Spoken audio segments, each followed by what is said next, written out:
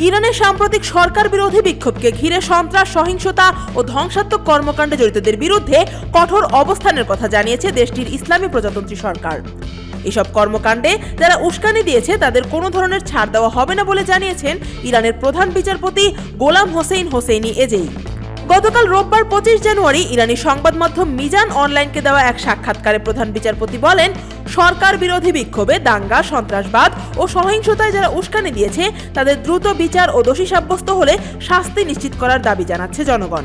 তিনি বলেন, জনগণ যে দাবি তুলেছে আমরা তার প্রতি শ্রদ্ধাশীল। যারা এসব সহিংসতায় উস্কানি দিয়েছে তাদের বিরুদ্ধে দ্রুত আইনি ব্যবস্থা নেওয়া হবে। জীবনযাত্রার ব্যয় বৃদ্ধি ও অসহনীয় মুদ্রাস্ফীতির প্রতিবাদে গত 28 ডিসেম্বর ইরানে বিক্ষোভ শুরু হয়। শুরুতে সীমিত পরিসরে হলেও কয়েকদিনের মধ্যেই তা দেশটির 31টি প্রদেশের প্রায় সব শহর ও গ্রামাঞ্চলে ছড়িয়ে পড়ে। সময়ের সঙ্গে সঙ্গে বিক্ষোভ আরও তীব্র হয়ে ওঠে এবং বিভিন্ন স্থানে সহিংস রূপ নেয়। বিক্ষোভ দমন করতে ইরানের সরকার দেশ জুড়ে ইন্টারনেট ও মোবাইল নেটওয়ার্ক বন্ধ করে দেয়। একই সঙ্গে পুলিশ ও অন্যান্য নিরাপত্তা বাহিনীর পাশাপাশি সেনাবাহিনীও মোতায়েন করা হয়। ব্যাপক দমন-পীড়নের মাধ্যমে বর্তমানে সরকার পরিস্থিতি অনেকটাই নিয়ন্ত্রণে আনতে সক্ষম হয়েছে বলে দাবি করা হয়েছে। সরকারি তথ্য অনুযায়ী এইসব বিক্ষোভে মোট 3117 জন নিহত হয়েছেন। ইসলামী প্রজাতন্ত্র সরকারের বিবৃতিতে বলা হয়েছে, নিহতদের মধ্যে 2427 জনকে শহীদ হিসেবে ঘোষণা করা হয়েছে।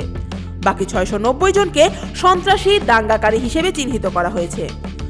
বিবৃতিতে আরও বলা হয়, যেসব ব্যক্তি বিক্ষোভের নামে সন্ত্রাস ও দাঙ্গাবাজিতে জড়িত ছিল, সরকারি ও সামরিক স্থাপনায় হামলা চালিয়েছিল, তাদেরই এই শ্রেণীতে অন্তর্ভুক্ত করা হয়েছে।